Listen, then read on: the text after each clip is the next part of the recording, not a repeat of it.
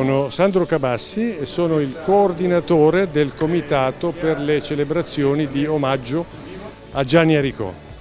Oggi abbiamo inaugurato alla Scuola Grande di San Teodoro questa piccola mostra che è rappresentativa dei tanti materiali e dei tanti linguaggi che Gianni Aricò nel corso della sua carriera cinquantennale ha usato. Naturalmente abbiamo potuto portare qui soltanto opere di piccole dimensioni, ma per fortuna dei veneziani e degli ospiti tante sue opere sono normalmente visibili nelle chiese, nelle piazze, nei luoghi pubblici delle nostre città.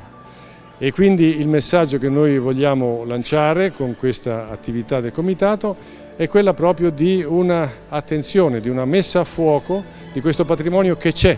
Basta saperlo riconoscere, basta saperlo leggere, basta avere il desiderio di immedesimarsi con lo sguardo che Aricò, attraverso il suo lavoro, attraverso la sua vocazione, il suo talento artistico, la sua genialità, ha interpretato per tutta la sua carriera. Un'immagine della persona, un'immagine della famiglia, un'immagine della comunità, un'immagine della città come un ambiente vivo, operoso, con una speranza che si fa strada in mezzo alle fatiche e alle sofferenze della storia.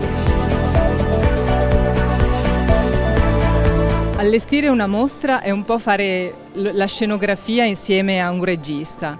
Qui abbiamo lavorato con il Comitato Aricò, con Stefano Cecchetto, il curatore, ed è stato davvero un'operazione di concerto.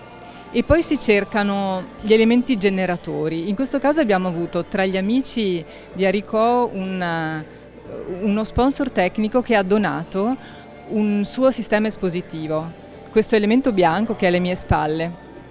E da lì abbiamo fatto generare l'allestimento. È partito da quello, dalla scuola, dalle caratteristiche dello spazio. Abbiamo lavorato anche sulle geometrie del pavimento per collocare le opere del maestro Aricò e abbiamo cercato lui e il suo racconto, la sua forza espressiva.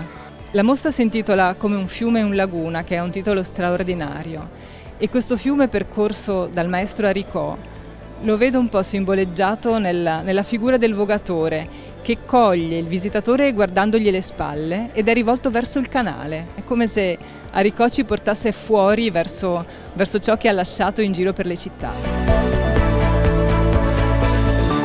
Ecco, noi speriamo che questo nostro contributo valga a dare un messaggio concreto di speranza in un tempo non facile, ma che apra a quella luce che lui oggi vede di persona.